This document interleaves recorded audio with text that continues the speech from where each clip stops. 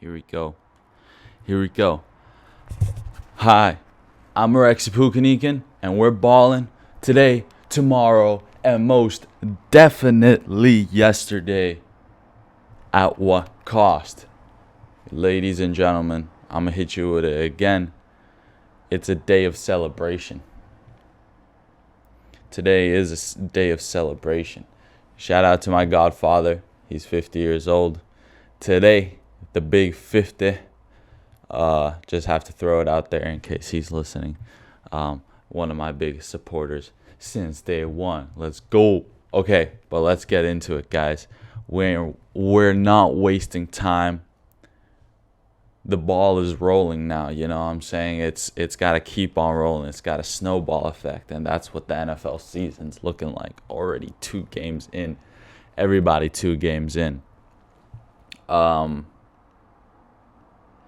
Yeah, dude. I was thinking about saying this after I talked about my NFL bullet points and whatnot and my topics, but I'm gonna say this before. This is why I love the NFL. Like, seriously, I don't think there's any other sport out there where a team can just change so drastically within a season.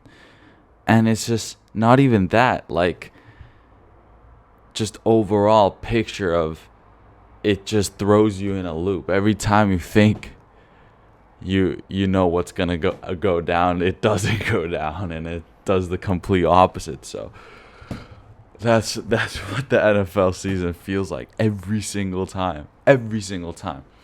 Maybe sometimes it hits you a little bit earlier than before, but you just never know. And right now we're at a point where we're going up to week 3, and I don't even know what's going on. Like Drake, I don't know what's going on. Yeah, you know what I'm saying? So, all right, let me just get into it. Let me get into what just happened in week 2, right? So the first game, Thursday Night Football, we had a matchup of what people would consider is like 2 very high-level teams, right? Everybody, including me, thinks that Justin Jefferson might be the best, like top 3 wide receivers currently, right? He's super young, right? Had a breakout year last season, so he can do some damage now. But, I mean, dude, Vikings does not look like that's, like Vikings are just not going with it right now. It's difficult. Like, if we're just analyzing the game, right? They can throw it to, like, okay, Kirk, my boy Cousins, can throw it to Justin when they're trying to get the first down. But as soon as it's 1st and goal, mate, they got that boy locked in the end zone. So, I mean, thank goodness Vikings made that offseason move by getting TJ Hawkinson. Actually, no, I don't think it was offseason move. I think they did the mid-season last year. But thank God they got Hawkinson so he can actually get a couple of touchdowns. But it's difficult. It's kind of like Vikings. Okay, like, let's just say Super Bowl is like the hottest date you can get, right? So it's almost like Vikings, took a shot, and maybe they can, secure a fucking, date with the Super Bowl, you know what I'm saying? Date with the, nice, hottest piece of ass, you know what I'm saying? And then, but they fucked up because they rubbed one out earlier during the day, you know what I'm saying? So it's like the chicken's already fed, Wait, what? Yeah. So and then now you got nothing. I think it was they almost utilized Justin Jefferson, Kirk Cousins so much last season that they didn't have enough time during the offseason to evolve, right, with plays and strategy and whatnot. So now everybody's got a read on it. Everybody was watching tape during the offseason, at least defensive teams. So now they know what the hell to do with them. At least for now. it's 0-2. You know, it's always, you get more familiar with the teams and who you're playing against. I'm not trying to, and Vikings, it's just they still have a lot of potential. And we're only in week 3, okay? It's not that deep, but I'm just saying, guys, that those two gentlemen need to sort something out with a couple more gentlemen, like the coordinators and the coaches, figure some real solutions out, because otherwise, But, okay, yes, Eagles. Okay, see, this is the thing. The game ended, I think it was 28-36. Let me just double check that. I would like to fact check my things now. Yeah, 28-34. Like a touchdown away from being on par with Eagles. So it's not the worst. Eagles are, as I see it right now, probably one of the Super Bowl contenders coming out of the NFC. Right? So yeah, it was the NFC, right? I'm not. Oh my god, I want to fact check my shit. Yeah, NFC.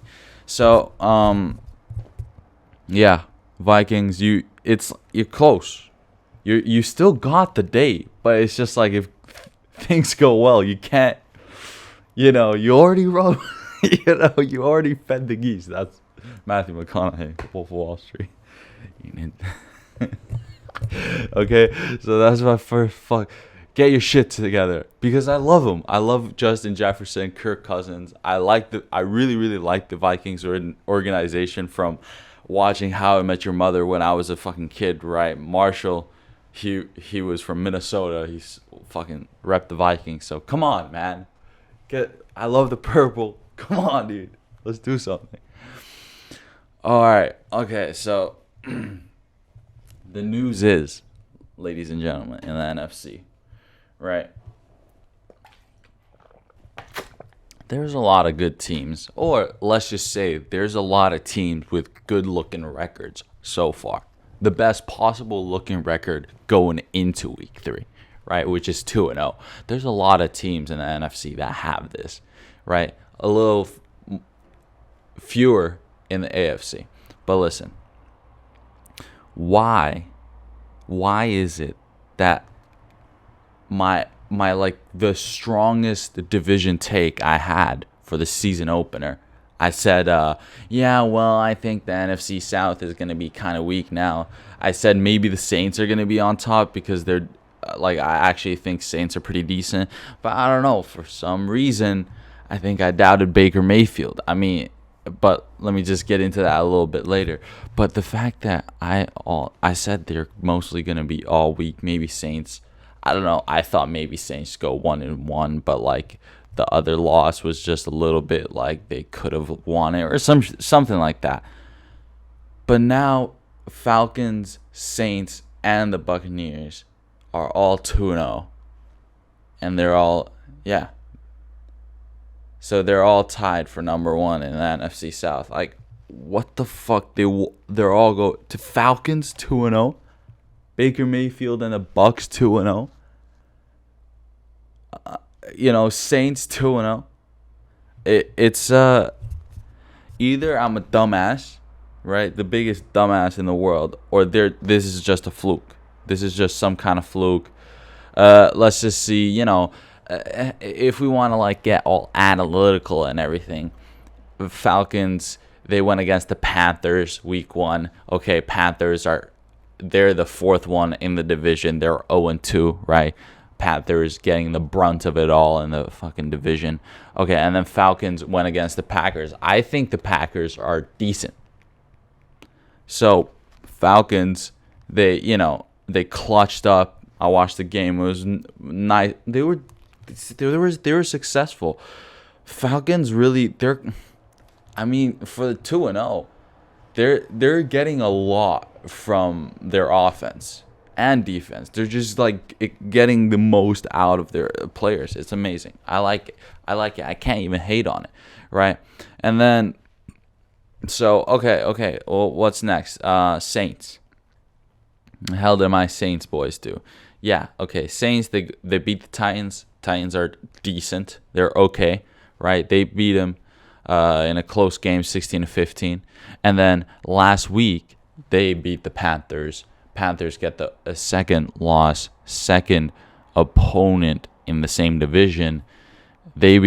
Saints beat the Panthers 20-17. Saints go up to 2-0. So, okay, that's also like they beat one decent team. Beat let's just say not such a strong team. Bryce Young got caught. Yeah, Bryce Young, the rookie quarterback for the Carolina Panthers, I think first overall pick in the draft. He does not know where his center is. He's just so not like. I get it. It's distracting. It's the NFL and everything, but oh my God, you gotta know where your center is, pal. Like seriously. And then let's just go through what the Bucks have done. Buccaneers, they were the ones who gave the Vikings their first loss in the first game, right? They beat them 20-17. That was pretty impressive. People were really impressed by that. And then, Baker Mayfield, I think at a press conference, he revealed that I was like reading their defense. Like I wasn't worried about anything. He had a lot of time to piece the puzzle together. Last week, he beats the Bears 27-17. The Bears are struggling, though. The Bears are struggling. I don't have a bullet point about the Bears, but the Chicago Bears, Justin Fields, everyone is struggling a little bit there, but I hope they do improve. But Buccaneers with Baker Mayfield, Mike Evans is still doing his thing. They're 2-0 as well. So, all right, Baker. The thing is with Baker is I don't even know why I doubted him. I repped the hell out of him last season when he got the fucking he came into the Rams and got the dub, right? But I think I doubted him before the kickoff of the season. Because if I would have said that he's going to do really well, go 2-0 to start off the season with the Buccaneers, then that's like saying that he's technically doing better as a quarterback or playing the quarterback position than Tom Brady was last season. And Tom Brady's the GOAT. I can't speak up against the GOAT. So I had to stick with the opinion that Baker Mayfield, he's going to struggle. But he's not struggling right now. He's doing well, 2-0. I'm sorry, Baker. You're a baller. You're a baller for real. Next up, what do we got? We have a comeback already in week 2 of the NFL. The Giants. The Giants. Fucking roller coaster, these guys. They don't want to play the game the regular way, you know what I'm saying? They say fuck a linear line, you know what I'm saying? So Giants, what happens to Giants week 1? Okay, they went against the Dallas Cowboys, right? They're both in the NFC NFC East, right? They go against each other, and let's just say it was not a fun time. It was not a fun time for the Giants. Dallas, they were celebrating. They swept the Giants 40-0. Okay, so Giants have scored 0 points so far in week 1. They go into week 2, and they go against the Cardinals, and the Cardinals are not the strongest team right now in the NFL. And what happens there? Well, they give the Cardinals 21 points. 3 touchdowns, that is, before they even did anything. So they were, let's just do a quick little bit of math, 61-0 going into the first game and a half of the season total. And then they decided to do something. And they pulled off the comeback. They were, you know what I'm saying? They were threading the fucking needle there, in my opinion. Because if they were to have lost and beaten bad, or, God forbid, get swept 2 games in a row, and the second game by the Cardinals, who are not supposed to be super strong, arguably a little bit weak this season. If they wouldn't have made the comeback, then if New York wouldn't have pulled the comeback being down 21-0, I think their season would have been done. Head coach fired, general manager fired. They go bankrupt. Daniel Jones ends up doing cocaine in 3 years. What the fuck, guys? That was a close one, Giants. I'm fucking super glad for you. It sucks for the Cardinals. Maybe they were going to prove someone wrong, but they proved everyone right, unfortunately. Whew. That was a close one. My goodness. I think I got Saquon in my team. Of course, he's starting running back. I think my boy here is a little bit he's a little bit injured now. Because he had to do a lot. And there it is. He's out for week 3. Just a little live update there because I had it up here on the websites. Man, what a fucking game. That was one that, oh, Madonna. I honestly thought it was over. I napped like most of the third quarter. I took a little nap, made sure I was up for fourth quarter. I took the little nap. I was like, wait, hold up a second. What's the game now? Oh, okay. Giants make the comeback. Rescue their spirit in the locker rooms. They make the comeback, beat the Cardinals 31-28. Wow. That was a nail biter, gentlemen and ladies. I gotta stop saying that Jesus. All right, last little thing. I want to expose myself, guys. I want to be real with you. I don't ever want to be lying and try to play it off that I wasn't a complete dumbass. I want to reflect here, right? Cowboys. I don't know why I took such a big dump on them. Metaphorically, of course. I don't know why I was so negative. I don't know why I was like, they're going to struggle. I don't know why I doubted Dak Prescott. I doubted Dak Prescott, dude. I doubted DP.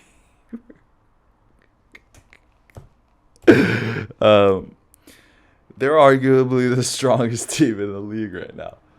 And I'm just a fucking dumbass who was like, yeah, no. I think they're going into a rebuild. They still got them. I don't know what I was on. I guess I just don't really like Dallas for some reason. I don't know why. I have no idea. I'm so sorry. They have a nasty defense. Their defense is really legit. I think they're, like if we exclude the 49ers, that I think they just have a overpowered defense. Then I think Cowboys are close. They would be number 1 spot if we exclude 49ers. Honestly, I think that's a fact for now. And their offense is still there. I don't know what the fuck. Tony Pollard, CeeDee Lamb, all these guys. Go for it, guys. I'm sorry. I'm so sorry. I got too heavily influenced by Stephen A. Smith. I don't know what to tell you. So, worst start of this season when it comes to predictions. I need to get my shit together. I need to get my shit together. But it's almost more fun, because the script is flipped and I don't know what's going on.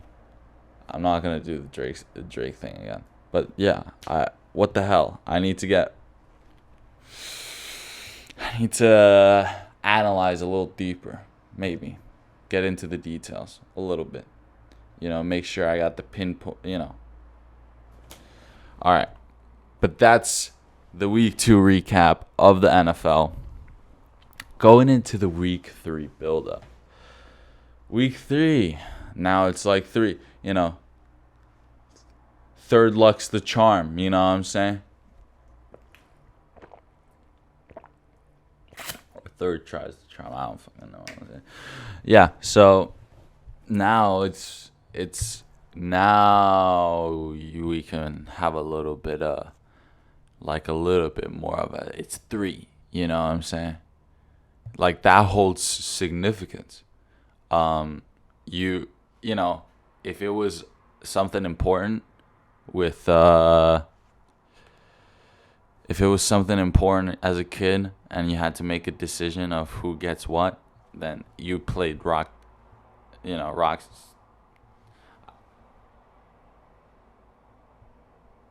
I'm sorry, but I did scissor, paper, rock. I don't know what the fuck this whole rock, scissor, paper shoe is, but maybe it's when you're a kid, you're like singing it, like scissor, paper, rock, but I used to do, so I'm gonna say sit. So if it was something important, you did it 3 times, right? You was like best of 3, okay? So 1, and then you could tie it up, and then you have a decider, or you just go with 1, 2, win. That's it. So third one now. This is when we find out a little about something, a little bit of something, and we can make more of a well-rounded hypothesis. Okay. And I'll start it off with this just because we're circling back to the same topics. If after week 3 and the NFC South top 3, so the Buccaneers, the Saints, the Falcons, they're all 2-0 right now. If they're all 3-0 after this week, then you guys have proven me wrong. But right now, I'm still sticking to my word. I'm still sticking to the fact that this is a fluke. I don't believe shit. Y'all are bluffing. I don't believe in nothing. You know what I'm saying? So far, I'm just going to stick with it. And if after this, because here we go. Week 3, who are these teams facing off? Bam, first challenge. Falcons, they go against the Lions. Lions, they could be pretty damn good this season. They can make it to the playoffs for sure. So this is the first challenge. Dan Campbell, they have a strong defense. They have Amon-Ra St. Brown. They have some talented players. Jared Goff is only getting better. But you know what? That's a challenge. That's going to pose a real challenge to the Falcons. Falcons are going to actually have to adapt. If they win, tip my hat. Saints, they go against the Packers. Packers are decent. They're definitely still decent this season. That's a real challenge right there. Defense is pretty legit for the Packers. Saints, how are they going to react? If they win this, gotta tip the hat. And lastly, for Monday Night Football, the Buccaneers are playing the Eagles. If the Buccaneers beat the Eagles, then Baker Mayfield is like fucking wine. Vino, grape, ages, like, just ages like fine wine. Maybe Baker Mayfield is that guy. Maybe he's got it. Because if he beats the Eagles, oh my God, he's good. Oh my God, he's gonna finally get a ring. Like, I'm convinced. So, guys, NFC South. And the thing is, I want them to prove me wrong, because I always root for the underdog. So NFC South, please prove me wrong, right? So I can make a couple more improvements. But until then, y'all are bluffing. Y'all are fucking bluffing. All right, here's another interesting matchup that we got. It's early slot on Sunday, which I am excited about, going over to my boys for a little Sunday night football hangout. Come on, it doesn't get better than that. Chargers versus Vikings. Both are 0-2. And both teams, honestly, I would have predicted in the beginning they would have been 2-0. Like, I would have predicted that both teams should have been 2-0 right now. And both teams are going against each other. And I think this is a pretty important game, even if you would look further into the season, because there is a exponential difference. Exponential. Yeah. There is a no, not exponential. That's like mathematics and shit. There is a big old we go from exponential to big. There is a big old difference between 1-2 and 0-3. Like, if you're 0-3 down, it's gonna be week 7 already when you could be in a positive record.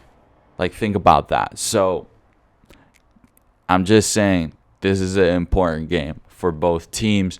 We'll see how they do. Both teams have a quarterback that can throw it deep with accuracy, and a few guys to also catch it well, right, on the receiving end of things. So we'll see. It's probably going to be up to defensive plays, to be honest. I think that's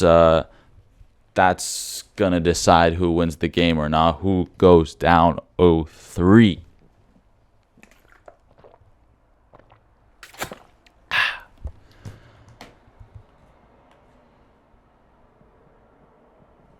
Yeah. That's the name of the game. Next matchup that I'm really interested in, because I want to see. This is again one of those that you find out a lot about the team and how the season kind of is going to play out after watching this game. Cowboys that are 2-0, they're going against Cardinals that are 0-2. And you might just be thinking, what the fuck are you talking about, Alexi? Cowboys are just going to beat the Cardinals' ass. It's, if anything, they almost might sweep then again. But I don't know. Come on, Kyler Murray. You got to have something, right? I think the wide receiver in Cardinals, the Marquise Brown, I think he's pretty underrated. He used to be in the Ravens, and Lamar Jackson Jr. used to fucking sling it out to him like crazy. So, yeah, I don't know. And it's just like, okay, if the Cowboys were to struggle against Cardinals, like Cardinals put up a fight, then it's just like, oh, okay, so, the Cowboys aren't like freaking Superman. Like, there is still something there that can, holes in their game and whatnot. Because when you have a fucking strong team like this, you got to think you got to think almost big picture. Yeah, sure, they're playing they take it game by game. But it's just like, if you have like a basis to start off on, and you realize mistakes, you can fix them, the whole dealio. So that's what I'm saying. How this game pans out is a little bit like, you can actually make some calls. Is Cardinals actually struggling that much, or are Cowboys actually that untouchable? Who knows? Let's see. I want to find the answer on Lord's Day. You know what I'm saying? It's Sunday. Guys, I repeated it last time. I'm going to repeat it again. Monday, Thursday, and Sundays are the Lord's Day. Okay? Almost way too early for my lazy butt, especially when I like to enjoy a little bit of laziness on Sunday. But 8 a.m., it's going to be here in Finland for the Japanese Grand Prix. I'll see how it goes. I'll tune in. just to see how it's going. It's finally getting a little bit more interesting. Won a lot of money, a boatload of money, from my boy Carlos Sainz, getting his second win in Formula One. This time with the Ferrari again in Singapore. They clutched it up. They freaking did it. Sainz is a savage. It was a master class out of him. Just shows you how fucking clinical this guy is and fast at the same time. He's got the brass balls. That's my nickname for him. I'm sticking with it forever.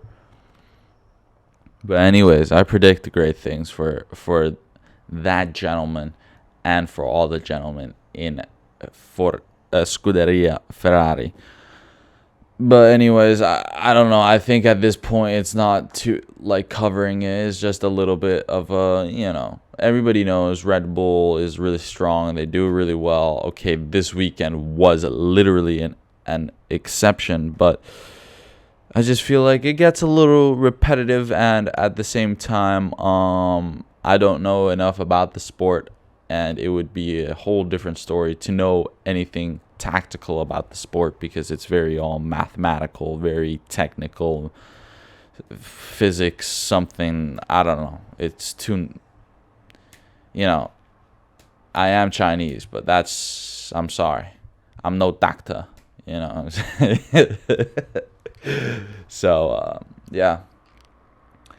But they're in Japan. They're going to fucking duke it out in Japan. We'll see what happens. I'm just tuning in for the races. I honestly tune in for, like, the location. It's, the timing's always really, most of the time, the timing for the races, qualifying are pretty good for me here in Finland. So if I am free, if I'm not working, it is something fun to tune into. It's really high stakes anyway. There's a lot of money, so that kind of gets me interested. But we'll see. Maybe I do a little bit more reporting. Maybe I don't. We'll see. But moving on into another sport, one that also requires balls, even if you're a female. And that was the biggest showcase of women with some balls. UFC Noche. It was Sunday morning for me. I did not watch the whole main card. I only watched the co-main event and the main event. So I woke up at 7 a.m. on a Sunday. It was kind of natural for me. I think Sunday was nice weather, so the sun was out. So kind of natural, light. Just woke up. I didn't put the blind. You know what I'm saying? Had a good time. Wasn't difficult. It was just a fun time. It was fun. It was fun, dude. The crowd was lit. It was you can feel that there was a little bit more. And it was a fight night. This was not a numbered event. This was not a big one. This was just, okay, yes, there was a title fight for the main event, but it was still a fight night. It was considered a fight night. And it was for Mexican Independence Day, like I said last week. Co-main event, Jack Della. I don't have any bullet points for this, but he goes against Kevin Holland. The way Jack Della won the unanimous decision after 3 rounds, Kevin Holland was successful, but only with the jab, and it wasn't like the craziest jab. It was a really effective jab, but it wasn't like a crazy effective, like, do serious damage jab. And Jack Della, well, honestly, he just proved that, if you strike with him and he's climbing up the welterweight rank, you're going to be in some trouble, because he isn't afraid. I think Kevin Holland was, like, seriously a threat to Jack Della. In terms of just wingspan, like reach. He was much taller and everything. And Jack Della still fucking big bowls. Just went in, threw in combos in the pocket, just went in, was defensively, other than the jab, but, jab caught him off guard, of course, with the reach advantage and everything. other than the jab, he was, defending like very, very well. So both men really active through 3 rounds. Real entertainment. Jack Della got the win. Still undefeated in the UFC. I cannot wait for his next fight. I've seen every single one. He's one of the few UFC fighters that I've seen every single one of their UFC fights. So bam, Jack Della, congratulations. Going on to the main event. It was nuts, ladies and gentlemen. Although the athletes did not have nuts, like biologically, anatomically, I was, oh my God.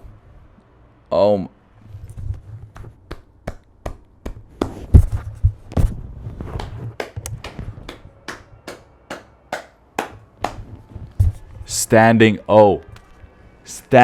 O for my ladies, Alexa Grasso and Valentina Shevchenko. Holy freaking moly. Holy moly.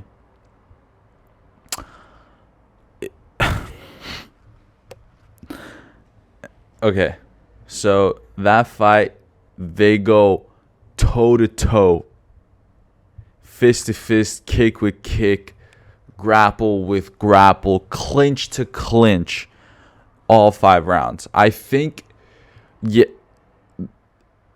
if you don't want to go super down in the details of like statistics, if you just like look at it from like the athlete perspective, if you beat me, you're on the offense and I'm on the offense, and I'm on the defense and you're on the defense, I think it was a draw. I think it really was a draw. You could argue, freaking there was this like a minute more, 30 seconds more of control time this round. Okay, we get it, right? Or the strikes, or the percentages with the fuck. We get it. But I think overall, it honestly looked like a draw. I was there. I was going like, yeah, Alexa. Yeah, Valentina. Yeah, Alexa. Oh, wait. No. Wait, watch out. Valentina. Yeah. Like, saying it was back and forth. It was crazy. Alexa Grasso dropped Valentina at one point. Valentina was really got Alexa's back at one point. It was close. It was close till the end. If you want to get into the details, I guess it's all about how the last round is scored and whatnot. There's the whole controversy, but I honestly don't feel like getting into that. But this further strengthens my fucking what I've been saying, ladies and gentlemen. My point in all of this, which I said last week for the buildup of this fight. We want the quadrilogy. We want the quad, because right now Alexa Grasso is 1-0, and then now they have the draw. So Alexa Grasso is up 1 still, or if you want to count it 1-0 or 2-1, because both get a point. But Valentina, they fight again. They get the third match. Valentina wins that one, and then bam, we get the quadrilogy fight, because they got to decide it. Guys, I'm saying it's the flyweight division. You do it for the Brandon Moreno, for Figueroa. They did it. Because I don't think there's ever been a matchup in fucking MMA history at such a high level where they're so sexy and so skilled. I'm sorry, Alexa Grasso, you're oh my God, your deep brown eyes, oh marron, and then Valentina, the bullet, oh my God, please freaking shoot me and penetrate. Wait, what? Wait, what? Okay, I'm going overboard. Let's keep it a little PG here. Marron, there's kids listening, maybe, I don't know. So, yeah. Fuck. Oh my God. They're so beautiful. They're so talented. I just want them, and it's better, they get the cash, championship, belt fight. It always brings, and I'm pretty sure that was one of the best, like, highest viewed women's title fights in a while. For sure. I honestly think so.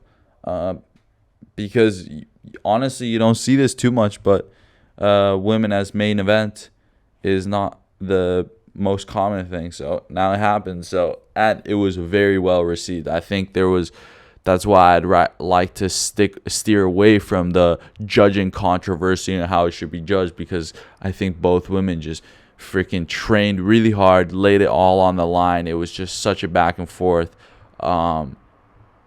like physically, but even just technically, strategy wise, all that tactical shit. You know what I'm saying? Just all praise to those two women. So much entertainment, so much fun. They put it all on the line, and Dana White, let's get the quadrilogy. But ladies and gentlemen, that's all I've got for you this week. Keeping it sweet and short. Now we are on Spotify. I'm sticking to my guns of a video podcast. I think it's great if you prefer a little bit of this, and I don't think there are advertisements on my YouTube videos if you view them, so we're all good. You're not getting distracted with that. So, hey, I'm going to go to work soon. Get back from, not even after work, go straight to a bar with my father, with my godfather, the godfather. Give him his birthday present, have a few drinks with the oldies. I'm going to enjoy myself. Thursday, it's week 3 of the NFL. That's all we gotta know. Fuck sticking to a regular calendar. What is it? Week 38. Go fuck yourself. We're here. We're having a good time. We're balling. At what cost? I'll see you guys later.